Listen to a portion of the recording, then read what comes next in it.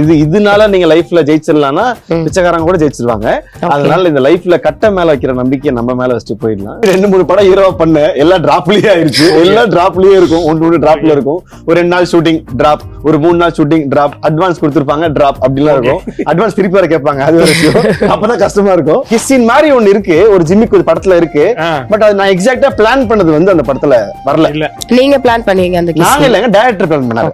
அவங்க பத்தி சொல்லிருப்பாங்க, கல்யாணம் பண்ணதுக்கு அப்புறம் நோ இது நோ அது நோ இது அப்படின்னு சொல்லிருப்பாங்க. 6 மந்த்ஸ்க்கு அப்புறம் ஆப்வியஸ்லி கன்ஃபார்மா டிவோர்ஸ் தான் சொல்லி பிளான்ல தான் கல்யாணமே நடக்கும். நீ எழுதுனது பெஸ்டா, அதை நான் நடிச்சு காமிக்கிறது பெஸ்டான்னு சொல்லி ஒரு பெரிய போட்டி எங்களுக்குள்ள சண்டை நடந்துகிட்டே இருக்கும். அவர் வந்து ரைட்டிங் தாங்க பெஸ்ட்னுவாரு, நான் இல்ல நடிப்பு தான் பெஸ்ட்னு. அவர் எங்க பயப்படுவார்னா, சார் இது மாத்திக்கலாமான்னு சொல்றதுக்கு பயப்படுவாரு. ஏன்னா இவன் சொன்னா கோவப்பட்டுருவானோ, இவன் ஏதாவது ரியாக்ட் பண்ணிடுவானோன்றக்காக என்ன பண்ணுவாருன்னா, சார் பண்ணிட்டீங்கன்னா சார் உங்களுக்கு ஓகே இல்ல சார், எனக்கு ஓகே இல்ல அப்படின்னு ஒரு மூஞ்சி இருக்கும். உங்களுக்கு ஓகே இல்ல, ஓகே அரவிந்த் அப்படின்னா அப்போ சார் அடுத்து போலாம் சார். நான் ஜெயா மேக்ஸ் உள்பட நான் வந்து ஆங்கரா ஒர்க் பண்ணிருக்கேன். நான் ஒர்க் பண்ணும்போது நானு ஆமா விஜே சித்து, நாங்க சொல்றது 2014 13 அந்த காலகட்டத்துல விஜே சித்து நானு அசார்னு ஒரு பெரிய கேங்கோட நாங்க இங்க ஒர்க் பண்ணோம். நான் என்ன வாங்கி வந்த வரோன்னு தெரியல, எனக்கு சின்ன வயசுல இருந்து பெருசா ஃப்ரெண்ட்ஸே செட் ஆக மாட்டாங்க. 3rd படிக்கிறதுல இருந்து எங்க வீட்டுல ஒரு ரூபாய் நான் வாங்கினேன் டில் நவ், என்னோட வயசு வரைக்கும். 3rd படிக்கும் போதுல இருந்தே அப்பா பாப்பாரு அவங்க ஊர்ல தேடுனா ஒரு 12க்கு மேல. நான் யூடியூப்ல முன்னாடி சில சேனல்ஸ்ல ஒர்க் பண்ணும்போது என்னுடைய 6 மாசம் 7 மாசத்தோடைய முழு சம்பளமுமே வெறும் 3000 ரூபாய்.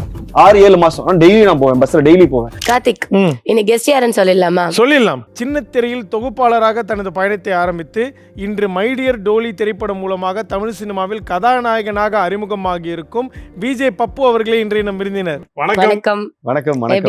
நல்லா இருக்கேன், எப்படி இருக்கீங்க? நல்லா இருக்கோம். சூப்பர். சோ நடிகரா இருந்த பப்பு ஹீரோவா இப்ப மாறி வந்திருக்காரு. ஹீரோ பப்பு இப்ப எப்படி இருக்காரு? சொல்லும் போதே உள்ள இருந்து பக் பக் பக்குன்னு ஆகுது. ஸோ டென்ஷனாக தான் இருக்கு. நம்ம ஒரு டைம்ல ஒரு டெலிவிஷன்ல ஆங்கர் பண்ணும் போது சின்ன யூடியூப்ல பண்ணியிருப்போம். அப்போ அதை ஒரு பெரிய ஒரு விஷயமா நமக்கே பொறுப்பா எடுத்துப்போம். அதுக்கப்புறம் ஒரு பெரிய ஒரு ஹீரோவோட ஒரு கேரக்டர் ஆர்டிஸ்டா பண்ணும்போது அது ஒரு பெரிய பொறுப்பா எடுத்திருப்போம். ஸோ அதெல்லாம் தாண்டி பீக் கிளைமேக்ஸ் என்னன்னா இதுதான் வந்து இதுக்கு தான். ஸோ இது வந்து இன்னும் இருக்கிற எல்லா ப்ரெஷரையும், என்னுடைய வாழ்நாள் உள்ள எல்லா ப்ரெஷரையும் எடுத்து மண்டையில வச்சு இப்போ அப்படியே மண்டைக்குள்ள பயத்தையும் எல்லா ஒரு பதட்டத்தையும் போட்டு இப்போ உட்காந்துருக்கேன். ஓகே, ஆமா. ஸோ இந்த Vijay to actor to hero, one வேர்ட்ல விஜய் பப்பு ஜர்னி சொல்லலாம்னா என்ன சொல்லலாம்? பாசிட்டிவ்னஸ். பாசிட்டிவா இருந்தாலே நம்ம எது வேணாலும் பண்ணிடலாம். ஓகே, யார் நம்மள அடிச்சாலும், யார் நம்மள திட்டினாலும், யார் கழுவி ஊத்தினாலும் பாசிட்டிவா இருந்துட்டா ஹாப்பி. ஓகே, கேட்டுக்கிறோம்யா? கேட்டுக்கிறேன். நான் பாசிட்டிவ் தான்டா சார். அவங்க பாசிட்டிவா சார் இருப்பாங்க. ஓகே, அந்த கோட் வேர்ட் எங்களுக்கு தான். கழுத்துல என்னது சார்? அது படம் வெற்றிகரமா முடிஞ்சிட்டா திருப்பதியில மொட்டை அந்த மாதிரி? மொட்டையும் இல்லமா, கழுத்துல கொட்டையும் இல்லமா, எதுவுமே இல்லமா. இது என்னன்னா, ஆக்சுவலி திருச்சிட்டம்பலம் நான் பண்ணும் போது தனுஷ் சார் எனக்கு கொடுத்த ஒரு டோக்கன் ஆஃப் லவ் தான் இந்த கருங்காலி மலை. ஸோ அப்ப அவர் அந்த படத்துல ஃபர்ஸ்ட் டைம் அவங்க வந்து போட்டிருப்பாங்க சார் அந்த கருங்காலி மலை. ஸோ அப்ப அது செட்ல பார்க்கும் போது சார் அது நல்லா இருக்கேன்னும் போது அதை பத்தி பேசும்போது சார் எனக்கு ஒண்ணு அப்படின்னு கேட்கும்போது ஒரு கிஃப்ட் பண்ணதான் இது. ஸோ நல்ல அக்கேஷனலி இருக்கும் போது உங்களுக்கு பிடிச்ச இடத்துக்கு போட்டு போங்கன்னாரு. அதனால பிடிச்ச இடத்துக்கு போட்டு ஓகே, ஹாப்பி. அது போட்டதுக்கு அப்புறம் தான் இந்த ஹீரோ வாய்ப்பு அதெல்லாம் கிடைச்சது. நார்மலாவே நீங்க பாசிட்டிவிட்டி தான், பாசிட்டிவ் தான். இதனால நீங்க லைஃப்ல ஜெயிச்சிடலாம்னா பிச்சைக்காரங்க கூட ஜெயிச்சிருவாங்க. அதனால இந்த லைஃப்ல கட்ட மேல வைக்கிற நம்பிக்கை நம்ம மேல வச்சுட்டு போயிடலாம். ஸோ எண்ணம் ஓகே, அந்த எண்ணம் தான். மை டியர் டோலி ரிலீஸ் ஆகி நல்ல ஒரு வரவேற்பை பெற்றிருக்கு. நீங்க எவ்வளவு ஹாப்பி? ரொம்ப ஹாப்பியா இருக்கு. ஏன்னா நம்ம பல வருஷத்தோட கஷ்டம் இதெல்லாம் நம்ம ஒரு சில விஷயம் கனவு காணலாம், ஒரு சில விஷயங்கள் கனவுல கூட காண முடியாது. அந்த மாதிரியான தகுதி தான் இந்த மாதிரி படங்கள். ஸோ இந்த படம் நாங்கள் ஃபர்ஸ்ட் ஆரம்பிக்கும் போது தேட்டருக்குலாம் வந்துரும்லாம் நாங்கள் நம்பவே இல்லை. ஸோ வே ஆஃப் அவுட் அதோடைய இதெல்லாம் பார்த்துட்டு அப்புறம் தான் கான்ஃபிடென்ஸாக ஒரு ப்ரொடக்ஷன் வந்து வாங்கி ஒரு தேட்டர் ரிலீஸ் கொண்டு வந்தாங்க. ஸோ இப்போ ஆடியன்ஸ் மத்தியில் ஒரு நல்ல ரெஸ்பான்ஸ் இருக்கும் போது ஃபீலிங் பிளெஸ்ட். ஸோ இன்னும் நல்ல நல்ல படங்கள் பண்ணணும், இதை நல்லா கரெக்டாக கொண்டு போகணுன்ற ஒரு பெரிய ஆதங்கம் இருக்கு. சூப்பர். வந்து நிறைய சாய்ஸஸ் இருந்திருக்கும். நம்ம வந்து ஒரு கேரக்டர் ஆர்டிஸ்டா நடிக்கிறப்போ நிறைய நீங்க உங்களோட சிமிலாரிட்டி பார்த்து நிறைய கதைகள் வந்திருக்கலாம். பட் ஹீரோவா நம்ம வந்து இந்த படம் மூலமா தான் ப்ரொஜெக்ட் ஆகணும் அப்படின்றத எங்க டிசைட் பண்ணீங்க? ஆக்சுவலி 2-3 படம் ஹீரோவா பண்ண எல்லாம் டிராப்லயே ஆயிருச்சு. எல்லாம் டிராப்லயே இருக்கும், ஒன்று டிராப்ல இருக்கும். ஒரு 2 நாள் ஷூட்டிங் டிராப், ஒரு 3 நாள் ஷூட்டிங் டிராப், அட்வான்ஸ் கொடுத்துருப்பாங்க டிராப், அப்படிலாம் இருக்கும். அட்வான்ஸ் திருப்பி வர கேட்பாங்க, அது ஒரு விஷயம். அப்பதான் கஷ்டமா இருக்கும். அதனால அதெல்லாம் தாண்டி ஒரு யூனிவர்ஸா கொடுத்த மேஜிக் தான் இந்த படம். ஸோ ஒரு டைம்ல கரெக்டாக இது ஆரம்பிச்சிச்சு. ஸோ இது நாங்கள் ஒரு ஓடிடிக்காக பிளான் பண்ணலாமேன்னு சொல்லி இது ஆரம்பித்தோம். நல்ல ஸ்டோரியாக இருக்கே, நல்ல ஒரு டிஃப்ரெண்ட்டான ஒரு லைனாக இருக்கேன்னு சொல்லி ஆரம்பித்தோம். ஸோ அதனால இது நான் சூஸ் பண்ணதை விட அந்த கதையும் யூனிவர்ஸும் அந்த டைம்ல எனக்கு சூஸ் பண்ணிச்சுன்னு தான் நான் சொல்லுவேன். ஸோ அதோட ஹேப்பன் தான் மை டியர் டாலி. யூனிவர்ஸா ஒரு அமைச்சிருக்கீங்க. பட் இருந்தாலும் உங்களுக்கு இது இம்ப்ரெஸ் ஆயிருக்கும்ல, ஓகே நம்ம ஒரு முதல் ப்ராப்பரா டிராப் ஆனதெல்லாம் விட்டுருங்க, முதல் படமா ஹீரோவா நான் வந்து இப்படி லான்ச் ஆகுறேன், இந்த பகுதி எனக்கு ஹாப்பி, இந்த படத்துல இப்படி ப்ரொஜெக்ட் ஆகுறதுன்ற மாதிரி ஒன்று இருந்திருக்கும். ஆக்சுவலி சொல்ல போனா பொண்ணுங்களுக்கு வந்து பசங்க வந்து டேக் கேர் பண்றதும் ரொம்ப பிடிக்கும். இப்ப நீங்க பண்ணீங்கல்ல கதையே இதாங்க, கதையே இதான். பொண்ணுங்களுக்கு நீங்க பாத்தீங்கன்னா அவங்கள வந்து நீங்க இம்ப்ரெஸ் பண்றது, காஸ்ட்லியா கிஃப்ட் வாங்கி கொடுக்கறது, நீங்க லவ் சொல்றதை தாண்டி டேக் கேர் பண்றது, பேம்பர் பண்றது, அட்டென்ஷன் கொடுக்கறதுலாம் அவங்க லிட்டரலி நம்ம கிட்ட அவங்க அட்மையர் ஆகுவாங்க. சோ அதனால இந்த படத்துல கார்த்திக்ன்ற ஒரு கேரக்டர், சோ சுமித்ரான்ற ஒரு பொண்ணை எந்த அளவுக்கு அவன் டேக் கேர் பண்றான்ற ஒரு விதம் தான் இந்த படம் சொல்லியிருக்கோம். ஸோ 90s கிட்டா இருக்கிற ஒரு பையன், லவ்னா ஒரே லவ் தான், ஒரே பொண்ணு தான், ஒரே கல்யாணம் தான் இருக்க ஒரு பையன். இந்த பக்கம் ஒரு பொண்ணு, ஒரு பக்கம் லவ் இருக்கும், கேஷுவல் இருக்கும், அப்படி இருக்கும் இப்படி இருக்கும் பல டேர்ம்ஸ்ல இருக்க ஒரு 2K கிட்டான ஒரு பொண்ணு. ஸோ அதை பொறுப்பா இருக்க ஒரு பையன் இந்த மாதிரி ஒரு பொண்ணை லவ் பண்ணா எந்த அளவுக்கு அவன் எக்ஸ்ட்ரீமா லவ் பண்ணுவான்ற ஒரு விதம் இல்ல, அந்த விதம் அந்த ஸ்கிரிப்ட்ல ரொம்ப ஸ்ட்ராங்கா இருந்துச்சு. அது என்ன ரொம்ப ஆழமா இம்ப்ரெஸ் பண்ணுச்சு. ஓகே, அந்த 90s கிட் கனெக்ஷன் அதுதான் சூப்பர். இப்போ ஒரு விஜே அப்படின்னா நம்ம பாட்டுல டக் டக்குன்னு பேசிட்டு போடலாம். கேரக்டர் ஆர்டிஸ்ட்னா அந்த கேரக்டருக்கு என்னவோ அந்த பொட்டன்ஷியல் கொடுக்கலாம். இப்போ ஒரு ஹீரோன்றப்ப எல்லா எமோஷன்ஸையும் நீங்க கேரி ஓவர் பண்ணுவீங்க. அது எவ்வளவு கஷ்டமாவும் சேலஞ்சிங்காகவும் இருந்துச்சு? கஷ்டம் சேலஞ்சிங் தாண்டி பிடிச்ச வேலை. நம்ம எனக்கோ ஒரு இடத்துல ஆரம்பிக்கும் போது அது ஒரு கிடைச்சதா தான் ஆரம்பிச்சோம். ஸோ ஸ்கிரிப்டா நான் படிக்கும் போது ஒரு 90s kids, so 90s kit ஒரு பையன் எப்படி இருப்பான்னு ரிலேட் பண்ணதுனால அது கஷ்டம் தாண்டி அந்த கேரக்டரா நான் வந்து என்ன டிசைன் பண்ணிக்கிட்டேன். ஓகே, கார்த்தின்ற கேரக்டர் இப்படிதான் இருப்பான்னு சொல்லிட்டு. ஸோ அதனால எனக்கு வந்து கஷ்டமா தெரியல, ஒரு மென்டலி ப்ரிப்பேர் ஆயிட்டேன். ஓகே, இந்த டைம் இந்த படம் ஷூட் முடிகிற வரைக்கும் இந்த கார்த்தி தான், சுமித்ரா நமக்கு இது ஒன்று தான் அப்படின்னு நான் ப்ரிப்பேர் ஆனதுனால அது வந்து ஒரு மாதிரி மென்டலி இட் வாஸ் குட். இந்த படத்துல கார்த்திக் கேரக்டர் எப்படிப்பட்ட கேரக்டர்? ஸ்டீரியோடைப் இருக்கும்ல, கார்த்திக் ரொமான்டிக் பாய் ஏதோ ஒரு இந்த கார்த்திக் வந்து லவ்வையே ஒருத்தன் வந்து அளவே இல்லாம, எந்த வித இதுவுமே இல்லாம, அவங்க அப்பா அம்மா ஃப்ரெண்ட்ஸ் வேலை பேஷன்லாம் விட்டுட்டு உலகமே அவதான் கொடுக்கறதான் அந்த கார்த்திக்கோட இது. எந்த அளவுக்குன்னா நீ எப்படி இருந்தாலும் உன் போட்டோ பார்த்துட்டே கூட நான் வாழ்நாள் ஃபுல்லா வாழ்ந்துருவேன் அப்படின்ற மாதிரி ஒரு சைக்கோத்தனமான ஒரு காதல் பண்றவன் தான் அந்த கார்த்திக். அவங்க அந்த பொண்ணு இல்லைன்னா வேற பொண்ணே இந்த உலகத்துல இல்ல, நல்ல அழகா இருந்தாலுமே அந்த பொண்ணு வேணாம் அப்படின்னு வாழ்றவன் தான் அந்த கார்த்திக். அந்த மாதிரி கார்த்திக் அப்படிதாங்க அவரு அப்பப்ப ஒரு போட்டோ மட்டும் மாத்திடுறாங்க நம்மள மாத்திடுறாங்க. நான் என்ன பண்றது, நான் இந்த கார்த்திகா தான் இருக்கும்னு நினைக்கிறேன். மை டியர் டோலி படம் தியேட்டர்ல சீக்கிரமா பாருங்க, எங்க ஷோரூம் பாருங்க. சூப்பர் கார்த்திக். படத்துல வந்து இம்பார்ட்டன்ட்டா வந்து கிஸ் சீனுக்கு மட்டும் ரீடேக்ஸ் நிறைய வாங்கிட்டு இருந்தீங்களா? அது வேணும்னே அந்த சீனுக்காக வாங்குனீங்களா இல்ல இது ஆட்டோமேட்டிக்கா நடந்ததா? ஆக்சுவலி அந்த கிஸ் சீன் வந்து ரீடேக் இல்ல, அது நாங்க பிளானா பண்ணும் போது ஒரு மாதிரி பிளான் பண்ணி, கிஸ்ஸினா எக்ஸாக்ட் கிஸ்ஸின்லாம் இருக்காது, கிஸ் பண்ற மாதிரி கிட்ட போகும், கை வச்சு பண்ற மாதிரிலாம் பிளான் பண்ணோம். அது ஒரு மாதிரி ஹார்டா இருந்துச்சு. சரி வேற ஏதாவது பிளான் பண்ணலாம், ஜிமிக்கா பண்ணலாம்னு சொல்லி ஒரு 2-3 டேக் அதனால போச்சு. அந்த பொண்ணுக்கு லிட்டரலி ஃபர்ஸ்ட் டைம் இது ஆக்டிங், அந்த ஹீரோயின் அனுப்பமான்ற கேரக்டருக்கு. அதுவும் நாங்க ஷூட்டிங் வந்து ஃபர்ஸ்ட் டே செகண்ட் சீன், அவங்க அந்த என்னன்னா அவங்களுக்கு அது ஒன்றும் புரியல. ஐயோ கிஸ்ஸின்லாம் நடிக்க சொல்லிட்டாங்களே, எங்க வீட்டுல எங்க அப்பா அம்மா பாப்பாங்களே, இப்ப நான் ஒரு ஆர்த்தடாக்ஸ் ஃபேமிலி ஆச்சேன்னு சொல்லி ஒரு பதட்டத்திலே இருந்தாங்களா. அதனால ஷியோர் ஆகி அவங்களுக்கு ஒரு மாதிரி பிரேக் விட்டு அவங்களுக்கு தள்ளெல்லாம் ஒரு மாதிரி கேர் ஆகி அவங்களுக்கு ஒரு 4 hours 5 hours வெயிட் பண்ணி திரும்பி அந்த சீனை பண்ண ட்ரை பண்ணோம். அப்புறம் கடைசியில் அந்த சீனே வேணான்னு சொல்லி கட் பண்ணிட்டு தான் நாங்க போனோம். சோ அதனால இல்லங்க கிஸ்ஸின் மாதிரி ஒண்ணு இருக்கு, ஒரு ஜிம்மிக்கு ஒரு படத்துல இருக்கு. பட் அது நான் எக்ஸாக்ட்டா பிளான் பண்ணது வந்து அந்த படத்துல வரல. நீங்க பிளான் பண்ணீங்க? அந்த நாங்க இல்லங்க, டைரக்டர் பிளான் பண்ணாரு. அரவிந்த் என்ன பால் இங்க போட்டாலுமே பஞ்ச் ஆகி அங்கதான் வரும். டைரக்டர் அரவிந்த் ராஜோட பிளான் அது. S okay yes. எனக்கு வந்து அரவிந்த் பிளான் மாதிரி தெரியலையா? இல்ல எனக்கு வேற பிளான் இருக்கு, அதனால இந்த பிளான் அது இல்ல. ஓகே, பட் அதை தாண்டி வந்து படத்துல கேரக்டரா இருந்த என்ன எமோஷன் உங்களுக்கு ஈஸியா கனெக்ட் ஆச்சு?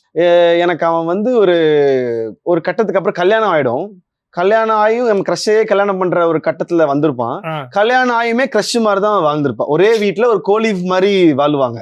தனி கிச்சன்ல தனியா சமைச்சுப்பாங்க, தனியாவே இருப்பாங்க. நீ பெட்ல மேல தூங்கு, நான் கீழே புதுசா படுத்துக்கிறேன் இருக்கே. அப்படின்னு மாதிரிலாம் இருக்கும்.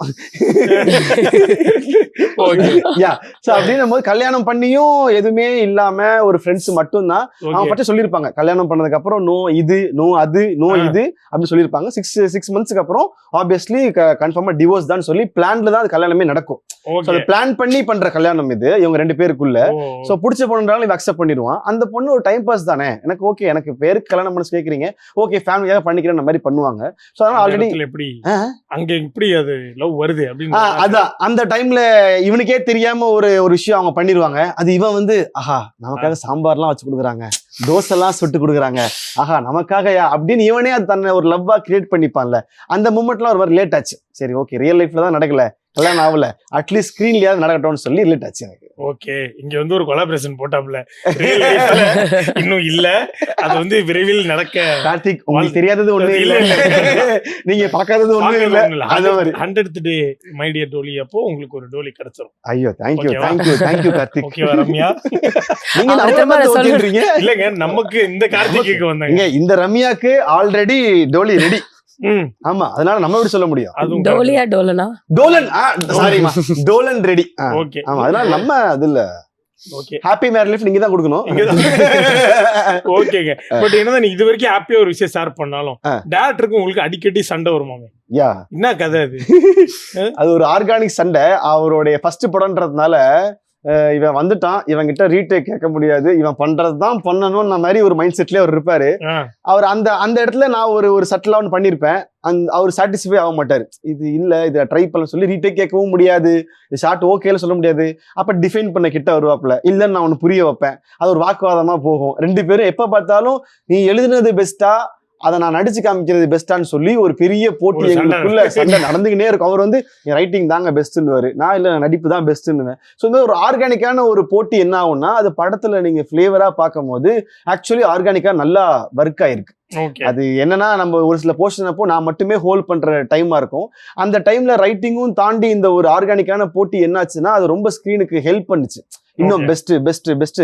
அவர் வந்து எப்படின்னா, நீங்க சூப்பர் ஓகே சொல்ல மாட்டாரு. இருந்தாலும் நீங்க நடிச்சு முடிச்சா கூட இல்ல, இப்ப நீங்க அட்லீஸ்ட் ஒரு ஃபார்மாலி ஓகே சொல்லுவீங்களா, அந்ததாவது ஒரு ஸ்மைல் அது கூட இருக்காதுங்க. நீங்க நடிச்சு ஒரு 10 நிமிஷம் பண்ணி முடிச்சிருப்பீங்க. என்னப்பா அரவிந்த் ஓகேவா சார், சார் அடுத்து போலாம் சார், இதுக்கு பதிலே இருக்காது. இந்த ஓகே வராது, அடுத்து போலாம் சார். அப்ப நம்ம எப்படி இருக்கும்? கில்ட்டியாவே இருக்கும். நம்ம பண்ணமே அட்லீஸ்ட் ஒருத்தன் ஓகே கூட சொல்லு. இப்படியே ஒரு 7 நாள் போயிடுச்சு, 8வது நாள் ஷூட்டிங்கே முடிஞ்சிருச்சு, கடைசி வரைக்கும் ஓகே வாங்கல. அவர் படத்துல பார்க்கும்போது படம் அவுட்லாம் பார்த்து எடிட்லாம் பார்த்து அவன் எனக்கு ஃபோன் பண்ணான், அண்ணன் நிறைய இடத்துல நான் வந்து ஓகேவே சொல்லலை, எனக்கு ஆக்சுவலி சாட்டிஸ்ஃபை ஆகலை, நீங்க நான் வந்து எடிட் கட்ல பார்க்கும்போது நீங்க ஒன்று இருந்திருக்கீங்களே, லிட்ரலி ஹேட்ஸ் ஆஃப்னே, சாரிண்ணே, தெரியாம நான் உங்களை வந்து எங்கேயாவது ஒன்லைன் சொல்லாம விட்டேன், ஓகே சொல்லாம விட்டேன்னு சொல்லியிருப்பாப்ல. அது ஏன்னா அது நான் பண்ணிட்டேன்றதை தாண்டி அவன் எழுதியிருந்தான். அந்த அளவுக்கு இம்பாக்டா டைலாக்ஸும் ஸ்கிரீன் பிளேவும் இம்பாக்டா ஸ்ட்ராங்கா இருந்ததுனால பர்ஃபார்ம் பண்ணதுக்கு ரொம்ப சேலஞ்சிங்கா அது இருந்துச்சு. அதுதான் உண்மை. நைஸ். நாங்க சொல்றோம் ஓகே. தேங்க்யூ. இப்படி நீங்களும் அவரும் மாத்தி சண்டை போட்டுட்டு இருக்கப்ப ப்ரொடியூசருக்கு அதுக்கு வந்து போலையா, ஒன்னு ஹீரோ தூக்குங்க இல்ல வந்து டைரக்டர் தூக்குங்க அப்படின்னு யாருமே எதுவுமே சொல்லலையா? போச்சு. அவர் ப்ரொடியூசர் எப்படின்னா, எங்க ஆள் வந்து ரொம்ப கூலான ஒரு மனிதர். அவரு சிவான்னு சொல்லிட்டு அவர் பேரு. ஸோ அவர் எப்படின்னா, அவர் வந்து சண்டே அடிச்சாலும் எனக்கு நீங்க சண்டை போட்டுங்க, அந்த ஃபுட்டேஜ் மட்டும் அந்த டியூரேஷன் மிஸ் ஆயிடுச்சு, அது மட்டும் கொடுத்து சண்டை போட்டுங்க அப்படின்ற மாதிரி ஆள் தான். அவர் பஞ்சாயத்து பண்ணவும் வரமாட்டாரு, பிரிச்சுடவும் வரமாட்டாரு, எதுவும் வரமாட்டாரு. என் வேலையை நீங்க பார்த்து கொடுத்து சண்டை போடுங்க மாதிரி தான் ரொம்ப கூலா இருப்பாரு. அதுவே எங்களுக்கு ஆக்சுவலி கரெக்டா இருந்துச்சு. ஏன்னா அவர் பஞ்சாயத்து பண்ண வந்து இவரை மாத்திரன்னு போய் சண்டையா முடியாம அவர் அடிச்சுங்க பிடிச்சுங்க, நான் உங்கள்ட்ட காசு கொடுத்துட்டேன், வேலையை முடிச்சு கொடுத்துருங்க அப்படின்ட்டு. ஆமா, என்ன வேணாலும் பண்ணுங்க, ஆமா பணத்தை கொடுத்துருங்க, அவ்வளவுதான் அப்படின்ற மாதிரி ஆயிட்டாரு. பட் இந்த ஹீரோ ஆனதுக்கு அப்புறமா கேரவான் கில் எக்ஸ்ட்ரா இருக்கும், பாடி கார்டு எக்ஸ்ட்ரா இருக்கும், பேட்டாவே எக்ஸ்ட்ரா ஆகல, அந்த மாதிரி எதுவும் நம்ம டெலிவிஷன்ல நம்ம ஆல்ரெடி ஆங்கர்ல நம்ம இருந்ததுனால நமக்கு இந்த கேரவனோ மேக்கப் மேனோ டச்சப்போ இதெல்லாமே வந்து நமக்கு புதுசு கிடையாது. ஆல்ரெடி ஒரு 10 வருஷம் அதுலயே இருந்ததுனால சோ அது இப்போ வந்து என்னன்னா மிகையா கவனிக்கப்படும். ஹீரோ ஆனதுக்கு அப்புறம் தான் இதெல்லாம் இருக்கு போலயே அப்படிலாம் ஒன்று. ஹீரோன்னு ஃபர்ஸ்ட் நான் நம்பவே இல்லை, யாருமே நம்பினாங்கன்னு தெரியாது, நான் ஃபர்ஸ்ட் நம்பல. அந்த கதைக்கான இவன் ஒரு கேரக்டர், ஒரு மெயின் கேரக்டர் தான் நான் நம்புவேன், ஹீரோ அப்படிலாம் நான் சொல்லவே மாட்டேன். ஸோ அதனால இந்த கேரவன் கொடுத்தாதான் இவர் வருவாரு, இப்படி ஒரு மேக்கப் ஆர்டிஸ்ட் இருக்கணும், இப்படி ஹீரோயின் இருக்கணும் அப்படின்லாம் நான் வந்து எதிர்பார்த்ததும் இல்லை, கேட்டதும் இல்லை, கேட்கவும் மாட்டேன். அவ்வளவுதான் அதோட என்ன கொடுக்குறீங்களோ ஹாப்பி, என்ன இருந்தாலுமே ஐம் ஹாப்பி. தயிர் சாதமா ஓகே போதும், அது போதும் அது போதும். ஓகே. லைக் உங்களுக்கு வந்து லைக் நீங்க ஃபர்ஸ்டே சொன்னீங்களா ஹீரோயினோட அவங்க ஒரு பயங்கர சிவர் ஆயிட்டாங்க எல்லாமே, அதை தாண்டி எப்போ அவங்க பயங்கரமா கம்ஃபர்ட் ஆனாங்க? அது ஒரு 3rd டே இருக்கும். ஒரு சிட்டி சென்டர் மால் அந்த இடத்துல பீச்லலாம் போர்ஷன் எடுத்தோம். அப்போ எந்த ரொமான்டிக் இல்லாமல் ஒரு மாதிரி அப்பதான் ஒரு படி ஃப்ரெண்ட்ஸ் மாதிரி ஒரு பேசக்கூடிய சூழ்நிலை வந்துச்சு. கரெக்டாக நம்ம ஜாலியாக நடந்து போகிறோம், பானிபூரி சாப்பிட்றோம், சமோசா ஊட்டி விட்றேன், இந்த மாதிரிலாம் இருந்ததுனால அப்பதான் கம்ஃபர்ட் ஆனாங்க. ஓகே இந்த பையன் நல்ல பையன் தான் போல, ஜென்யூன்லி அப்படின்னு சொல்லி அவங்க மனசுக்குள்ள ஒரு கம்ஃபர்ட்டா ஒரு ஃபீல் ஆயிருக்கும்ல. அவங்க என்னன்னா அவங்க நடிக்கவே பழகாதவங்க. அவங்க நடிக்கிற ஆடிஷன் போகணும், அவங்க யூடியூப்ல ஷார்ட்ஸ் பண்ணியிருக்காங்க ஒரு யூடியூப் சேனல்ல. அதுக்கப்புறம் ஸ்ட்ரைட்டா ஒரு படம் பண்ணதுனால அவங்களுக்கு அந்த படத்துக்கான ஒரு ஆக்ஷன், படத்துக்கான ஒரு க்ரூ, ஒரு சீன் நடிக்கும் போது ஒரு 15-20 பேர் இருக்காங்கன்றது அவங்களுக்கு ஒரு மாதிரி ஷிவரிங் ஆயிடுச்சு அவங்களுக்கு. அதுல இருந்து வெளியே வரைக்கும் டைம் எடுத்துட்டாங்க. அப்புறம் அந்த பீச் போர்ஷன்லாம் பண்ணும்போது அப்பதான் கம்ஃபர்ட் ஆகி ஓகே ப்ரோ ஜாலியா ப்ரோ, இப்ப நம்ம ஜாலியா இருக்கலாம் ப்ரோ, இப்ப டென்ஷன் ஆக மாட்டீங்கல்ல, மயக்கம்லாம் உழுகாதுல, லோ பிபி ஆகாதுல அப்படின்னா ஆகாது. அப்பதான் கம்ஃபர்ட்டே அவங்க ஆனாங்க. So okay. பட் அதை தாண்டி வந்து கடைசி வரைக்கும் நடிக்கவே தெரியாதுன்னு சொல்றாங்க. அவங்க பிரஸ் மீட்ல வரைக்குமே கூட டீசர் லான்ச் ஆயிடுச்சு, டீசர் லான்ச் ஆயிடுச்சு, போஸ்டர்லாம் வந்துச்சு. அப்ப பார்த்துட்டு வாய்ஸ் ஒன்று வருது, ப்ரோ எனக்கு அதுல ஒரு பெரிய விஷயம் ப்ரோ, என்னாச்சு ஆக்சுவலி டபுள் சின் தெரியுது ப்ரோ, நான் இப்ப என்ன பண்றேன்னே தெரியல ப்ரோ, எனக்கு இந்த பரு வேற ரொம்ப அக்லியா இருக்கேன் ப்ரோ, இப்ப பாருங்களேன், இப்ப நான் போட்டோ அனுப்புறேன், இப்ப பாத்தீங்கன்னா டபுள் சின் எனக்கு இல்ல, பருவெல்லாம் இல்ல, இப்ப நடிச்சிருக்கலாம்ல அப்படின்னா, ஏமா உன் ஆதங்கம் எனக்கு புரியுது, டாலி 2ன்னு ஒண்ணு மேபி ஏதாவது தெரியாம பண்ணாங்கன்னா அதுல யூஸ் பண்ணிக்கலாமா, இப்ப நடந்ததுக்கு பதில் சொல்லுமா. டீசர் எல்லாம் புகழ மாட்டாங்க, அவங்க மைண்ட் செட்டுக்குள்ளே தெரியுது, எனக்கு பருவ தெரியுது, என் ஹேர் இப்படி இல்ல, என்னோட எத்து பல்லு தெரியுது, நான் ரொம்ப சிரிச்சுட்டேன், ரொம்ப பேமாரி நின்ட்டாயிடுவேன், ஏமா இதெல்லாம் ஓகேமா, படத்தை சொல்லுமானா இப்போ அப்பதான் படத்தை பார்த்துட்டு ப்ரோ நான் அப்பெல்லாம் பயந்ததெல்லாம் இப்ப ஓகே தான் ப்ரோ, எனக்கு அந்த அளவுக்கு என்ன பார்க்கும்போது கேவலமா இல்ல ப்ரோ, அப்படி சரண்டர் ஆகக்கூடிய ஆள் தான். அந்த அளவுக்கு நான் கேவலமா தெரியல ப்ரோ, படத்துல எப்படி நீங்க நல்லா நடிச்சிருவீங்கன்னு தெரியலாம் சொல்லிடுவாங்க. என்ன பார்த்து கேவலமா இருக்குன்ட்டாங்கன்னா நான் எங்க வச்சுப்பேன் மூஞ்சிய, அங்கேதான் வச்சுப்பேன் மூஞ்சிய, அட்லீஸ்ட் ரசி அப்படின்னு. அப்புறம் தான் நான் இந்த படம் பார்த்ததுக்கு அப்புறம் அவங்க எல்லாம் ஹாப்பி ஆகி இப்போ ஓரளவுக்கு கான்பிடன்ஸா இருக்காங்க. சூப்பருங்க. இவ்வளவு பண்ண வேண்டியது இருந்திருக்கு. ஆமாங்க, பட முடியும், ஒரு கஷ்டம் இருந்திருக்கும். இவருக்கு என்ன கஷ்டம் இருந்திருக்கு. ஓகே. பட் எவ்வளவு நாள் எடுத்துக்கிச்சு படம்? இந்த படம் வந்து ஒரு 10 டேஸ்க்குள்ள தான் நாங்க பிளான் பண்ணி முடிச்சோம். ஏன்னா அந்த அளவுக்கு தான் கம்மி ஸ்கிரிப்ட் கொடுத்தாங்க. ஸோ ஒரு 2.5-3 ஹவர்ஸ்க்கு ஃபுட்டேஜ் எடுக்க வேண்டிய சூழ்நிலை. ஸோ ப்ராப்பரா இது படமா எடுத்துக்கிட்டோம்னா அட்லீஸ்ட் ஒரு 28 டேஸ் ஆயிருக்கும், 25 டேஸ் ஆயிருக்கும். அதை நாங்க ரொம்ப ரஷ் பண்ணி பட்ஜெட் கொடுக்கப்பட்ட பட்ஜெட் ரொம்ப கம்மி. அதனால நாங்க என்ன பண்றோம், ரொம்ப ரஷ் பண்ணி ரொம்ப கம்மி 10 டேஸ்க்குள்ளேயே ஒரு 8 டேஸ்லயே நாங்க வந்து 24 ஹவர்ஸ் தான் ஷூட்டே பண்ணுவோம். எங்க டைரக்டர் எப்படின்னா 1 டே கால் ஷீட்னா 9 கூப்பிடுவாரு, அடுத்த நாள் 9, அடுத்த நாள் ஒரு 12 தான் விடுவாரு. அவர் 1 டேனா அந்த 24 ஹவர்ஸ் தான் 1 டே. அந்த 24 ஹவர்ஸ்மே நாங்கள் நடிப்போம். கேட்டா சார் நீங்க அடுத்த ஏதாவது வேற ஒர்க் இருக்கும், நீங்க ஷூட்டுக்கு போயிடுவீங்க, பட்ஜெட் ரொம்ப கம்மி சார்னு சொல்லி அந்த மாதிரி 24 ஹவர்ஸ் அடிச்சதுனால தான் இது முடிஞ்சிச்சு ஒரு 8 டேஸ் 7 டேஸ்ன்றது. சூப்பருங்க. ஓகே. ஸோ இவ்வளோ ஒரு டெடிகேஷனா ஒர்க் பண்ணியிருந்திருக்கீங்க. ஸோ நீங்க டைரக்டர் 2 பேருக்குள்ள நிறைய ஃபைட்லாம் வந்திருக்கு, அது ஆர்கானிக் ஃபைட். நீங்க யார் பயங்கர டெடிகேட்டடான ஆள்? 2 பேருமே. அவர் ஸ்கிரிப்டுக்கு உண்மையா இருப்பாரு, நான் நடிப்புக்கு உண்மையா இருப்பேன். அந்த மாதிரி 2 பேருமே வந்து அவர் எப்படின்னா அவர் எங்க பயப்படுவார்னா, சார் இது மாத்திக்கலாமான்னு சொல்றதுக்கு பயப்படுவாரு. ஏன்னா இவன் சொன்னா கோவப்பட்டுருவானோ, இவன் ஏதாவது ரியாக்ட் பண்ணிடுவானோன்றதுக்காக என்ன பண்ணுவார்னா, சார் பண்ணிட்டீங்கன்னா சார் உங்களுக்கு ஓகே இல்ல சார், எனக்கு ஓகே இல்ல அப்படின்னு ஒரு மூஞ்சி இருக்கும். உங்களுக்கு ஓகே இல்ல, ஓகே அரவிந்த் அப்படின்னா அப்ப சார் அடுத்து போலாம் சார், அந்த ஓகே வார்த்தை உங்களுக்கு ஓகே இல்ல அப்படின்னா ஓகே என்னம்னா அடுத்து போலாம் சார்னா வருமே வழி இந்த ஓகே வராது. அப்ப என்னன்னா டெலியூஷன்லயே இந்த படத்தை முடிச்சான். அதனால அவனுக்கு என்னன்னா அடுத்து ரீடேக் போயிருக்கலாமோ, பெஸ்டா வந்திருக்குமோ. ஆனா இப்ப சொல்றாப்புல சார் நீங்க ஃபர்ஸ்ட் டேக் ஒன்று பண்ணுவீங்க சார், அதான் சார் ஆக்சுவலி நல்லா இருக்கும் அப்படின்னு. அது இப்போ ஒத்துக்கிட்டாரு, அப்ப ஒத்துக்கல. அதனால அது ஒரு மென்டலி 2 பேருக்குள்ள அந்த ஒரு ஃபைட் இருந்துன்னே இருக்கும். ஓகே. சூப்பருங்க. நீங்க வந்து கிளைமேக்ஸ்ல வந்து ஒரு 30 மினிட்ஸ் மூச்சு விடாம பேசி ரொம்ப கஷ்டப்பட்டு ஒரு சீன் நடிச்சீங்கல்ல, அது பண்ணதுக்கு அப்புறம் டைரக்டரோட என்ன ஒரு ரியாக்ஷன் இருந்தது? சேம் தான். அதுவும் நாங்க அந்த போர்ஷன் பண்ணும்போது நைட் ஒரு 2 மணி இருக்கும். 2 மணில இருந்து காலையில 6 மணி. ஏன்னா நைட் போர்ஷன் அது மொட்டை மாடியில ஒரு இடத்துல இருக்கும். நைட்டு 2 மணிக்கு ஆரம்பிச்சு காலையில 6 மணிக்குள்ள நாங்க முடிச்சோம். அந்த ஒரு 20-25 மினிட்ஸ் டைலாக் யாருக்குமே இருக்காது. நான் மட்டும்தான் டைலாக், நான் மட்டும்தான் பேசணும். அவ்வளோ ஆக்சஸ் இருக்கும். இங்க நிக்கணும் போகணும் வரணும் பிளாப்லாம் இருக்கும்.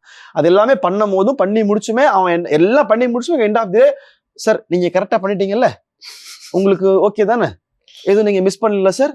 இல்ல சரி சார் அப்படிதான். டவுட் தான், படம் முடிய வரைக்கும் டவுட் தான். அப்புறம் டேபிள்ல பார்த்து எடிட்டர் டேபிள்ல பார்த்து ஓகே பண்ணதுக்கு அப்புறம் தான் அப்பாடி ரீஷூட் வைக்க மாட்டான் அந்த ஆளு, ரீஷூட்டுக்கு செலவு வராது அப்படின்ற ஒரு மனநிலைக்கே வந்தாப்புல. அதனால அது பண்ணியுமே இப்பதான் இப்பதான் ஒரு படம் பார்த்துட்டு ரெஸ்பான்ஸ் எல்லாம் பார்த்துட்டு ப்ரொடியூசர் ப்ரொடக்ஷன் எல்லாம் பார்த்துட்டு மக்கள் ஆடியன்ஸ் ரெஸ்பான்ஸ் எல்லாம் பார்த்துட்டு இப்போ ஒரு ஆப்போசிட்டா சார் அன்னைக்கே தெரியும் சார் நீங்க எக்ஸ்பீரியன்ஸ் தானே உங்கள்ட்ட நான் போய் ஓகே சொல்லலாமா அப்படின்னு மாத்திருவாரு. இன்னைக்கு பிளேட் அப்படியே திருப்பிடுவாரு. உங்களுக்கு நான் ஓகே சொல்றது யாரு சார் அப்படின்னு. ஓகே, பட் ஆனா அது என்ன எமோஷனல் பார்ட் அது 30 மினிட்ஸ் மூச்சு விடாம பேசின அந்த கிளைமேக்ஸ் போர்ஷன். அந்த ஹீரோயின் வந்து ஒரு பெரிய ஒரு பாஸ்ட நினைச்சு வாழ்ந்திருப்பாங்க. இந்த ஹீரோ கேரக்டர் எப்படின்னா உன் பாஸ்ட்ன்ற ஒரு வேஸ்ட், இப்ப இருக்க பிரசன்ட பாருன்ற மாதிரி இருப்பாங்க. ஸோ டிவோர்ஸுக்காக தான் அவங்க வேலை பார்த்துருப்பாங்க.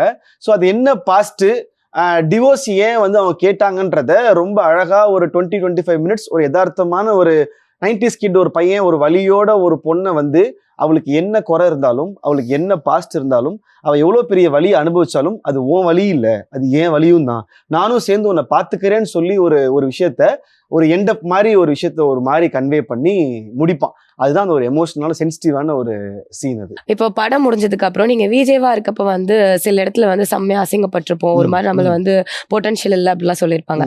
அவங்க எல்லாத்துக்கும் படத்தோட ட்ரைலரையோ இல்ல படத்தை வந்து நீங்க பாருங்க அப்படின்னு கேட்டா அனுப்பின ஒரு நான் அனுப்பல அவங்களா பார்த்துட்டு சொன்னாங்க. நான் ஜெயா மேக்ஸ் உள்பட நான் வந்து ஆங்கரா ஒர்க் பண்ணிருக்கேன். நான் ஒர்க் பண்ணும்போது நானு ஆமா விஜய் சித்து, நாங்க சொல்றது 2014-13 அந்த காலகட்டத்துல விஜய் சித்து நானு அசார்னு ஒரு பெரிய கேங்கோட நாங்க இங்க ஒர்க் பண்ணோம். ஸோ ஜெயா மேக்ஸ்ல ஸோ லைவ் எல்லாம் பண்ணது உண்டு. ஸோ அந்த டைம்ல எல்லாம் நாங்க வந்து அப்பெல்லாம் ஒரு சேனலுக்குள்ள போறதே ஒரு பெரிய ஒரு கும்பா இருக்கும். ஒரு நாங்க யூடியூப்லாம் இருந்துட்டு ஒரு சின்ன இடத்துல இருந்துட்டு ஒரு சேனலுக்குள்ள போறதே பெரிய விஷயமா இருக்கும். அப்புறம் அவங்களே வந்து வாய்ப்பு தர மாட்டாங்க, பட் ஃப்ரெண்ட் ஆயிடுவாங்க. தம்பி ஃப்ரெண்ட்லியா பேசு, போன் பண்ணு, ஜாலியா பேசு, ஆனா வாய்ப்பு கேட்காத மாதிரியே ஒரு டேர்ம்ஸ்ல இருப்பாங்கல்ல. அந்த மாதிரி ஒரு சிலர்லாம் அதுக்கப்புறம் இதெல்லாம் நடந்ததுக்கு அப்புறம் எங்கேயாவது பார்த்துட்டு ஆர்டிக்கல்ல பார்த்துட்டு எங்கேயாவது ஒரு பேப்பர்ல பார்த்துட்டு I am proud of you, அன்னைக்கே நினைச்சேன் கண்டிப்பா நீ வந்துருவன்னு, அன்னைக்கே நீங்க வாய்ப்பு கொடுத்துருக்கலாம் அப்படின்னு நமக்கு தோணும். ஆனா அவங்க கொடுத்துருக்க மாட்டாங்க. பட் ஏதோ ஒரு நம்ம லைஃப்ல பெருசா மிஸ் பண்ணதுனாலதான் நம்ம லைஃப்ல ஏதோ ஒன்று பெருசா வரும்ன்றதை நான் ரொம்ப ஆழமா நான் நம்புவேன். நான் டெலிவிஷன்ல ஒர்க் பண்ணும் போது நிறைய நமக்கு ஏமாற்றங்கள் நிறைய ரிஜெக்ஷன் வந்திருக்கும்ல, அந்த ரிஜெக்ஷன் எனக்கு ஒரு பெரிய இடத்த கொடுத்துச்சு. அதுக்கப்புறம் சினிமால பாத்தீங்கன்னா நிறைய ரிஜெக்ஷன்ஸ் ஒரு பெரிய ஒரு பிளாட்ஃபார்ம் எனக்கு ஃபர்ஸ்ட் படமா எனக்கு கொடுத்துச்சு. ஸோ அந்த மாதிரி நிறைய ரிஜெக்ஷன் நமக்கு லைஃப்ல என்ன கொடுக்கும்னா நம்ம லைஃப்ல ஒண்ணு போச்சா, ஒரு பர்சனா இருக்கலாம், ஒரு பொருளா இருக்கலாம், அதை விட ஒரு பெரிய விஷயமா வரும் நம்ம நம்பணும்னா பெருசா நமக்கு ஒன்று கிடைச்சிருது. நம்ம அந்த ப்ராசஸை தான் நம்புறது இல்லை, என்ன பண்றோம் திட்ட ஆரம்பிச்சிடும். அதுக்குள்ள ஏன் நான் பிறந்தேன், எதுக்கு நான் வளர்றேன், ஏன்னா ஏன்டா பெத்து போட்டேன் அப்படின்ற மாதிரி நம்ம சாபம் ஊறதான் என்ன ஆயிடுதுன்னா பேக் ஃபேர் ஆயிடுது. நம்ம அந்த ப்ராசஸை நம்பி வெயிட் பண்ணோம்னா நமக்கான சர்ப்ரைஸ் மேஜிக் கண்டிப்பா நம்ம லைஃப்ல நடக்குது. இது வரைக்கும் நீங்க வந்து படத்தை பத்தி நிறைய விஷயங்கள் சொன்னீங்க, உங்களோட கரியர் பத்தியும் நிறைய விஷயங்கள் சொன்னீங்க. இப்போ நம்ம வந்து ஒரு செக்மெண்ட் விளையாட போறோம். இந்த ப்ராப்பர்ட்டி மட்டும் எடுத்துக்கிறேன் ப்ளீஸ். உங்களுக்கான செக்மெண்ட் குட் ஆர் பேட், ஓகேவா? நீங்க எதுல குட் எதுல பேட்னு சொல்ல போறீங்க.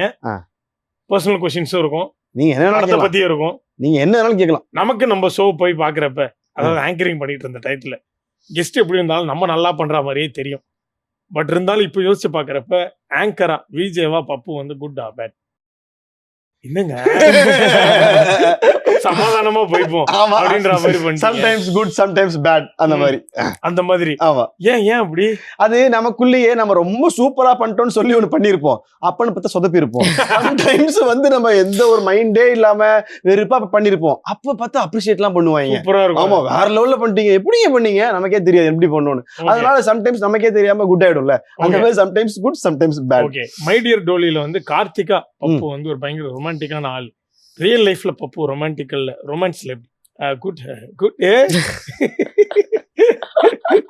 குட்டாங்க அந்த அளவுக்கு எந்த எக்ஸ்ட்ரீம் வரைக்கும் போவீங்க? எந்த எக்ஸ்ட்ரீம் வரைக்கும் இல்லங்க, அன்புல ஐ மீன் ரொமான்ஸ்ல குட்னா இந்த கால்லயே வாழணும் ஜெசி அப்படின்னு சொல்ற மாதிரி ஆள் தான். அவ்வளவுதான், காட்டுறதுல எந்த அளவுக்கு எக்ஸ்ட்ரீம் கால் வரைக்கும் தான் கேட்டேன் நான். அது கால் தாங்க, போட்டோ வச்சுட்டு வாழ்ந்துடுறேங்க மாதிரி.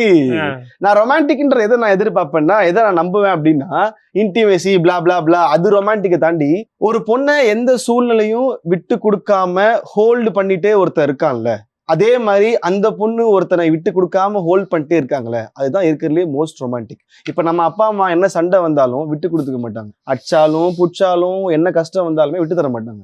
அதுதான் என்னை பொறுத்த வரைக்குமே தி மோஸ்ட் ரொமான்டிக். ஸோ அதுல நான் வந்து ஒருத்தரை நான் ஃபிக்ஸ் ஆயிட்டேன் அப்படின்னா நெக்ஸ்ட் இல்லவே இல்லை, கேட்டுக்கு வெளியே தான் அப்படின்னா மாதிரி ஒரு ஃபிக்ஸ்னா அதுல நான் ரொம்ப குட். ஸோ அதுல தான் நான் சொன்னேன், அதனால தான் Okay. குட்னு குட் ஓகே காலையிலே வாழ்ந்துக்கிறேன். இப்போ ஃப்ரெண்ட்ஷிப் மெயின்டைன் பண்றதுல பேட் ஒய் நான் என்ன வாங்கிட்டு வந்து வரோன்னு தெரில. எனக்கு சின்ன வயசுல இருந்து பெருசா ஃப்ரெண்ட்ஸே செட் ஆக மாட்டாங்க. எனக்கு நான் ஸ்கூல் படிக்கும் போது ஒருத்தர் இருந்தாரு.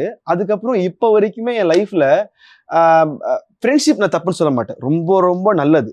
நல்ல நண்பன் அமையறது பெரிய பிளெஸிங்கான விஷயம். அது எனக்கு கொடுத்து வைக்கணும் தான் சொல்லுவேன். நான் ஏன் அதை சொல்லுவேன்னா, நிறைய பேர் ஒரு ஒரு சுச்சுவேஷனுக்காக, நான் சொல்றது ஃப்ரெண்ட்ஸே பசங்களே சொல்றேன், ஒரு சுச்சுவேஷனுக்காக, நம்ம இருக்க தேவைக்காக, நம்மகிட்ட இருக்க ஒரு ஒரு ஒரு இவங்க கூட இருந்தா இது நடந்துருன்றக்காக, ஏதோ ஒரு காரணத்துக்காக தான் நம்ம கூட இருக்காங்களே ஒழிய நம்ம அந்த காரணமா இல்லை. எனக்கு என்ன எப்படின்னா, நீ பிச்சை கூட எடு, உனக்கு நான் ஹெல்ப் பண்றேன், இன்னொரு தட்டை பிடிச்சிட்டு நிக்கிறேன்னா அது நட்பு.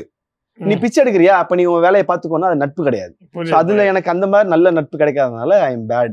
நான் பேட் இல்லை, நான் கொடுப்பேன், அது கொஞ்சம் பேடா வந்துடும். அதனால இப்ப யாருமே நான் ஃப்ரெண்ட்ஸே வேணாம்னு சொல்லிட்டு அது நான் இப்ப என் லைஃப்ல யாருமே ஃப்ரெண்ட்ஸ் பெருசா கிடையாது. என்னோட பர்சனல் லைஃப்னு பார்த்தா எங்க அப்பா அம்மா, நான் சும்மா போய் படத்துக்கு போவேன், சைக்கிளிங் போவேன், அப்படியே இருப்பேன், வேலை பார்ப்பேன், அவ்வளவுதானே ஒழிய பர்சனலி ஐ ஹேவ் டைம், இது ஒரு கேங் இருக்காங்க, நான் பார்ட்டி பப்புக்கெல்லாம் போவேன்னா அந்த மாதிரி சீன் எதுவுமே கிடையாது. ஓகே அவ்வளவுதான் அவ்வளவுதான். அந்த மாதிரி. ஓகே பட் குக்கிங்ல அவர் பிரியாணி தனியா பண்ணுவாங்க. தானே இருக்காரு. தனியா என்ன புரியல தனியா இல்ல, அப்பா அம்மாவோட இருக்கேன். புரியல அவர் தனியா இருந்தா என்ன அப்ப? ஃப்ரெண்ட்ஸ் கூட வெளியே போவாரு, சாப்பிடுவாரு. பட் தனியா இருக்காருன்றப்ப ஆமா. அவரே செய்வாருல ஏன் வீட்டுல. குட்னா, நாங்க லாக்டவுன் டைம்ல வந்து ஜாலியா டெய்லி பிரியாணி பண்ணுவோம். Prawn biryani, chicken biryani, mutton biryani சொல்லி டெய்லி பிரியாணி வகைகளா வரும். மேகி பிரியாணி, நூடுல்ஸ் பிரியாணி எல்லாம் என்னென்னமோ வரும், என்னென்னமோ பிரியாணி கன்றாவதியெல்லாம் பண்ணுவோம். அதனால அந்த டைம்ல கொஞ்சம் குக்கு நல்ல கொஞ்சம் பிரியாணி நல்லா பண்ணுவேன். பிரியாணி, கீ ரைஸ், கிரேவி எல்லாம் நிறைய நல்லா அப்ப பண்ணி பழகினதுனால கொஞ்சம் குக்கிங்னா கொஞ்சம் வரும். ஓகே நல்லா வரும். ஓகே ஆன் ஸ்கிரீன் ரொமான்ஸ்ல குட் ஆர் பேட்? என்ன ரொம்ப யோசிக்கிறாரு? குட் பேட் ஏன் ஏன் சம்டைம்ஸ் குட் சம்டைம்ஸ் பேட். ஏன்னா நம்ம பண்றது காக்கைக்கு தன் குஞ்சு புன் குஞ்சுன்னு வாங்கல்ல, அந்த மாதிரி நம்ம பண்றது நமக்கு நல்லா இருக்கு, சூப்பரா இருக்க மாதிரி இருக்கும். அதனால நமக்கு அது தெரியாது. அதனால டவுட்லனால ரெண்டு வச்சுட்டேன். சம்டைம்ஸ் குட் ஆகும், சம்டைம்ஸ் பேடாவும் இருக்கும். ஓகேங்க. பட் இந்த மணி மேக்கிங் விஷயத்துல நான் வந்து சேர்த்து வச்சுக்கிறேன், சேவிங்ஸ் பண்றேன் அப்படின்ற விஷயத்துல குட் சூப்பர். சின்ன வயசுல இருந்தே, ஏன்னா நான் ரொம்ப கௌரவமா சொல்லுவேன், நான் என்னோட 3rd படிக்கிறதுல இருந்து எங்க வீட்டுல ஒரு ரூபாய் நான் வாங்கினது கிடையாது. டில் நவ் என்னோட அப்படியா? வயசு வரைக்கும் 3rd படிக்கும் போதுல இருந்தே. எங்க அப்பா பாப்பாரு அவங்க ஊர்ல தேர்டுனா ஒரு 12th மேல அவங்க வேற ஸ்கூல் பாரு. ஆமா, அப்ராட் ஸ்கூல், லண்டன் ஸ்கூல். போனப்ப ஹெட்செட் வயர் இதாயிடுச்சு, 1000 ரூபாய் கேக்குறாங்க. அவர் பார்த்தாருன்னா ஓகே. அது ஏன்னா சின்ன வயசுல இருந்தே எனக்கு வந்து எங்க அப்பா சொல்லி கொடுத்த ஒரு விஷயம் இருக்குதுன்னு நான் கொடுத்துட்டேன்னா அந்த காசோட அருமையோ அந்த காசோட சம்பாதிக்கிற வழியோ உனக்கு தெரியாது, நீயே போய் சம்பாதிட்டு. நான் 3rd 4th படிக்கும் போது என்னோட பாக்கெட் மணி என்னன்னா, நாங்க பிசினஸ் பண்ணிட்டு இருந்தோம். அந்த பிசினஸ்ல ஒர்க்கர்ஸ்லாம் இருப்பாங்க. அந்த ஒர்க்கர்ஸ் பண்ற வேலையை நான் ஒரு நாள் பண்ணனா 50 ரூபாய் எனக்கு வரும். அந்த 50 ரூபா வச்சுதான் அந்த வாரத்துக்கு எத்தனை நாள் வேணா நான் போகலாம், ஃப்ரீ டைம்ல போகலாம். ஆனா அந்த வேலையை நான் பண்ணிடணும். அந்த வேலையை பண்ணாதான் அந்த 50 ரூபாய் வரும்ன்றது எனக்கு எப்படி ஆயிடுச்சுன்னா, காசை நான் ரொம்ப கம்மியா செலவு பண்ண ஆரம்பிச்சேன். எனக்கு அந்த 50 ரூபாயே பார்த்து 5 ரூபாய்க்கு வாங்கலாம், 2 ரூபாய்க்கு வாங்கலாம்னு சொன்னோடனே சேர்த்து வைக்க ஆரம்பிச்சேன். ஸோ அடுத்த நாள் வேலைக்கு போகலாம், சேர்த்து வச்சுக்கலாம். ஸோ இது ஒரு டைம்க்கு அப்புறம் எப்படி சொன்னார்னா, இந்த ஒரு பக்குவம் நீ எந்த ஸ்கூலோ எந்த காலேஜோ எந்த இடத்துல யாருமே கத்துற மாட்டாங்க. இந்த நீ வேலை பார்த்து சம்பாரிச்ச காசு உனக்கு அது கற்றுக் கொடுக்கும். நான் ஒரு பிகினிங்ல நான் யூடியூப்ல முன்னாடி சில சேனல்ஸ்ல ஒர்க் பண்ணும்போது என்னுடைய 6 மாசம் 7 மாசத்தோடைய முழு சம்பளமே வெறும் 3000 ரூபாய் தான். 6-7 மாசம். ஆனால் டெய்லி நான் போவேன், பஸ்ல டெய்லி போவேன். அதெல்லாம் நான் கஷ்டமா சொல்ல மாட்டேன், ப்ராசஸ். அன்னைக்கு நீங்க 3000 ரூபாய் வாங்கினதுனால தான் இன்னைக்கு ஏதோ ஒரு இடத்துல நீங்க நிப்பீங்க. ஸோ அதனால நான் காசை நான் வந்து 3000 ரூபாய் 2000 ரூபாய் சேமிக்க எனக்கு நல்லா தெரியும். அதனால ஒரு நாளைக்கு 20 ரூபா 30 ரூபாய்க்கே சாப்பிட்டுருவேன் ஒரு 3 வேளைக்கு. அந்த மாதிரி ஒரு ஆள். ஒரு டீ போதும், ஒரு பிஸ்கெட் போதும், ஒரு இது போதும் நான். அதனால நான் கொஞ்சம் குட் தான் அதுல. பட் 3rd ஸ்டாண்டர்ட்ல 50 ரூபான்றது எவ்வளவு பெரிய பேக்கெட் மணிடா. ஆமாங்க. அது ஒரு வாரத்துங்க. ஒரு வாரம் 5 ரூபா வச்சாலும் நாங்க 10 நாள்ல இருந்திருக்கோம். நீங்க 50 ரூபா வச்சு ஒரு வாரம் இருந்தீங்க. அப்ப நாங்க தான் பெரிய ப்ராசஸ்ல இருக்கோம். இல்ல 2 பேரும் ஏதோ பணத்தை பத்தி பேசுறீங்க. இன்னும் 1000 ரூபாய்க்கு ஹெட்செட் வாங்கியிருந்தீங்களா? நீங்க என்ன வாங்குவீங்கன்னு தெரியல. ஹெட்செட்டே இல்லைங்க. வாங்கினேங்க. ஏங்க நீங்க ஊன்னா டக்குன்னு வந்துருங்க. என்னங்க ஐயோ ரொம்ப சொல்லிட்டு ஐயோ. ஓகே. இந்த புக் படிக்கிறதுல ரீடிங் புக்ஸ்ல good or bad? Bad try பண்ணிருக்கீங்களா? பயம் எனக்கு. எனக்கு சின்ன வயசுல இருந்தே எனக்கு புக்குனாலே பயம். புக்கு எனக்கு ஸ்கூலு, எனக்கு டெய்லி காலைல எனக்கு குளிச்சுட்டு எனக்கு ஸ்கூல் போட்டாலே எனக்கு லிட்டரலி ஜுரம் வந்துடும். அந்த மாதிரி பயம் எனக்கு. ஓகே எல்லா மிஸ்ஸையும் ஃபேஸ் பண்ணும், ஹோம்ஒர்க் வேற பண்ண மாட்டோம். இது ரொம்ப ஃபர்ஸ்ட் ஸ்டூடெண்ட். அநியாயத்துக்கு நானும் படிக்க மாட்டேன், கூட இருக்குது படிக்க விட மாட்டேன். அந்த மாதிரி அதனால நான் எனக்கு என்னன்னா கண்டிப்பா நிறைய திட்டு அடி வாங்குறதுனால எனக்கு அந்த புக்குனாலே பயம் சின்ன வயசுல இருந்து. அதனால இப்பயுமே புக்கு நீங்க படிச்சீங்கன்னா அந்த புக்ல கண்டென்ட் என்ன அப்படின்னு நீங்க மெயினான மேட்டர் சொல்லுவீங்கல்ல, அதை மட்டும் அப்சர்வ் பண்ணிப்பேன். அவ்வளவுதான், அதை அப்படியே அப்ளை பண்ணி இம்ப்ளிமெண்ட் பண்ணிடுவேன். அதை உட்காந்து படிக்கிற அளவுக்கு எல்லாம் தெம்பு மனசுல இல்ல. ஓகே அவ்வளவுதான் அவ்வளவுதான். ஓகேவா? Facebook படிக்கிறது உண்டு. ஓகே, இவர் ரக்மார்க் 90s கிட் அப்படின்றது வந்து இந்த நேரத்துல வந்து தெரியுது. ஓகேவா? கூகுள் மேப் பார்த்து வழி சொல்றதுல good or bad? Good. Good. டிரைவிங்ல ஒய் வழிதான் கரெக்டா சொல்றாரு. படத்துல ஏதாவது சீன்லாம் வந்துச்சு பண்ணுவேன், அது பண்ணுவேன். பர்சனலி நான் பெருசா காருக்கு டிரைவர் தான் இருப்பாங்க. அது சின்ன வயசுல இருந்து என்னன்னு தெரியல. நான் பைக் அப்புறம் காரு பெருசா எங்க வீட்டுல வந்து தனியா ஓட்டாதன்னு சொல்லியே எனக்கு வளர்த்துனாங்க. அதனால என்ன பண்ணிட்டாங்கன்னா மாசம் 10,000 ரூபாய் 15,000 ரூபாய் குத்தாலும் பரவாயில்ல, ஒரு ஆளை நான் கூடயே வச்சுக்கிறேன், அது ஒரு வேலையை பார்க்கட்டும் அப்படின்ட்டாரு. ஸோ ஒரு டைம்க்கு அப்புறம் என்ன ஆயிடுச்சுன்னா அது ரொம்ப கம்ஃபர்ட் ஆனதுனால டிரைவ் பண்றதே பெருசா அது ஒரு பெரிய டாஸ்க் ஆயிடுச்சு. நம்மளே ரிவர்ஸ் எடுத்து, நம்மளே பார்க்கிங் பார்த்து, நம்மளே பின்னாடி இருக்கணும் சைட்ல பார்த்து டென்ஷன் ஆயிருமோன்றதுக்காக டிரைவிங்கை கொஞ்சம் அவாய்ட் பண்ணதுனால டிரைவிங் ரொம்ப பேட் ஆயிடுச்சு. இப்பெல்லாம் யாராவது ஒருத்தர் கூட தான் இருக்கணும். படத்துக்கு ஏதாவது மேபி அதெல்லாம் ஓட்டுவேன். அதெல்லாம் பைக் எல்லாம் நல்லாவே ஓட்டுவேன், கார் நல்லாவே ஓட்டுவேன். பட் பர்சனல் லைஃப்ல அது என்னமோ பெரிய டாஸ்க் மாதிரி டெய்லி லைஃப்ல எந்திரிச்சு டிராபிக்ல ஓட்டுறது, அதனால பேடு. ஓகே, அதாவது வந்து நெக்ஸ்ட் டைம் வந்து இவரை கேஸ்ட் பண்ற டைரக்டர்ஸ் ஃபுல் லெங்த் பையா மாதிரி கார் ஓட்டிட்டே இருக்கிற மாதிரி ஒரு படமா கொடுக்கணும்னு சொல்லி நாங்க விருப்பப்படுறோம். கண்டிப்பா பண்ணிடுவேன். நீங்க வந்து அலாரம் வச்சா கரெக்டா அது ஸ்னூஸ் பண்ணாம ஏஞ்சிருவீங்களா? எத்தனை அலாரம் வைப்பீங்க? அலாரம் அப்படி ஒண்ணு இருக்குன்னே தெரியாது, அது பாட்டு அடிச்சுக்கிட்டே இருக்கும். அப்புறம் அம்மா தான் வந்து டேய் வேலை இருக்கு போ, அப்புறம் தான் எந்திரிச்சு மூஞ்சி கழுவலாம் ஓடுவோம்ல, அந்த மாதிரிதான் நடக்கும். ஓகே, அலாரம் இரிட்டேட் ஆயிடும். ஓகே, சோ நம்ம ஏதாவது ஒரு நம்ம ஃப்ரெண்ட்ஸ்னு வச்சுக்கோங்க, ஒரு சீக்ரெட் நான் சொல்றேன், அதை வந்து மெயின்டைன் பண்ணிருப்பீங்களா இல்ல எங்கேயாவது ஏதாவது ஒரு இடத்துல உளறி விடுவீங்களா? அதெல்லாம் குட். எனக்கு என்ன எப்பயுமே ரூமர் மட்டும் சொன்னீங்கன்னா இந்த காதல வாங்கி அந்த கொடுத்துருவனே ஒழிய வெளியே விட்டுருவனே ஒழிய அதை நான் அப்படியே மனசுக்குள்ள போட்டு இன்னொருத்தர் போய் அந்த பையன் எப்படி தெரியுமாடி 10 பேர் வச்சிருக்கானா அப்படிலாம் நான் போய் பேச மாட்டேன். அது மட்டும் அது பையன் எப்படி தெரியுமாடி அங்க பாத்துட்டு 10 பேர் வச்சிருக்கானு என்னைய பார்த்து சொல்றீங்க.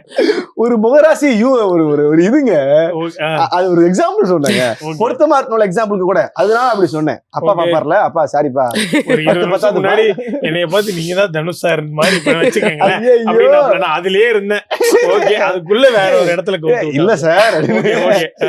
நான் எப்பவுமே ரூமரை மட்டும் பர்சனல் நான் சொல்லவே மாட்டேன். யாரா இருந்தாலும் அது அவங்களோட பர்சனல் சொல்லிட்டு போயிடுவேன் ஒழிய நீங்க அப்படி வாண்டடா தெரிஞ்சுட்டு கேட்டா கூட அது அவங்க பர்சனல் ஆச்சு, அவங்கள்ட்டே போய் கேட்டுடலாமே, என்கிட்ட கேட்கறீங்கன்னு சொல்லி விட்டுருவேன். அதை நான் டைம் வேஸ்ட் பண்ண மாட்டேன்.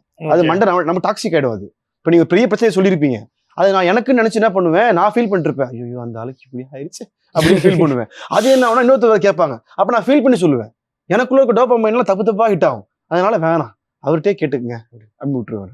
ஓகே, அவ்வளவுதான். ரிஸ்க் எடுத்துக்க மாட்டேன். Okay, thank you so much. Yes, இது முடிஞ்சிருச்சுங்க. என்ன இந்த செக்மெண்ட் நல்லா விளையாடுறீங்களா? சூப்பர். thank you. உண்மையெல்லாம் புட்டு வச்சதுக்காகவே எல்லாரும் என்ன பண்றீங்கன்னா மை டியர் டோலி படம் ஃப்ரெண்ட்ஸ் அண்ட் ஃபேமிலி கூட தியேட்டர்ல போய் பாக்குறீங்க. சூப்பர். நீங்களும் ஃப்ரெண்ட்ஸ் அண்ட் வைஃப்ஸோட வைஃப்ஸா ஃப்ரெண்ட்ஸ் அண்ட் ஃபேமிலியோட நீங்களும் போய் ஃப்ரெண்ட்ஸோட சேர்ந்து பாருங்க.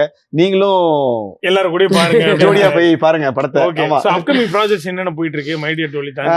அது தாண்டி ஒரு முக்கியமான ஒரு பெரிய ஹீரோவோட ஒரு படம், ஒரு நல்ல ஒரு கேரக்டர் ரோல்ல ஒன்னு நடிச்சு, யார் அப்படின்றது ஒரு மேனரிசம் மூலமா தெரிஞ்சிங்கன்னா ஐயோ அது ஒரு பயம், அதனால சொல்லக்கூடாதுன்ட்டாங்க, அடிப்பேன்ட்டாங்க. அதனால அது ஒண்ணு போயிட்டு இருக்கு. அது இல்லாம நான் இன்னொரு படக்கும் லீடா பண்ற ஒரு ப்ராஜெக்ட் போயிட்டு இருக்கு. அப்புறம் மலையாளம்ல ஒரு பெரிய ப்ரொடக்ஷனோட, பெரிய ஒரு ஹீரோவோட ப்ரொடக்ஷனோட அதுல ஒரு படம் நல்லபடியா போயிட்டு இருக்கு. ஸோ தேங்க் காட், அது எல்லா காட் கிரேஸ்ல வந்து நல்லபடியா கடவுளோட ஆசீர்வாதத்துல. ஏன்னா நம்ம படம் இப்போ வந்து எடுக்கிறது ஆரம்பிக்கிறது ரொம்ப ஈஸியா இருக்கு, அது வெளியே வர்றது ரொம்ப டஃப்பான ஒரு ஜாபா இருக்கு. திடீர்னு டிராப் ஆயிடுது, திடீர்னு ஆயிடுது, அதனால வெளியே சொல்ல முடிய மாட்டேங்குது. அதனால நல்லபடியா இன்ஷா அல்லாஹ் நடந்தா நல்லபடியா வெளியே வரட்டும் நானே வேண்டிக்கிறேன். சூப்பர். நாங்களும் வந்து ப்ரே பண்ணிக்கிறோம். தேங்க்யூ. மை டியர் டோலி மாதிரியே உங்களுடைய அப்கமிங் ப்ராஜெக்ட்ஸும் சூப்பர் டூப்பர் ஹிட் ஆகணும்னு சொல்லி ஜெயா டிவி டீம் சார்பா வாழ்த்துக்கள் தெரிவிச்சுக்கிறேன். Thank you Karthik, thank you Ramya, thank you.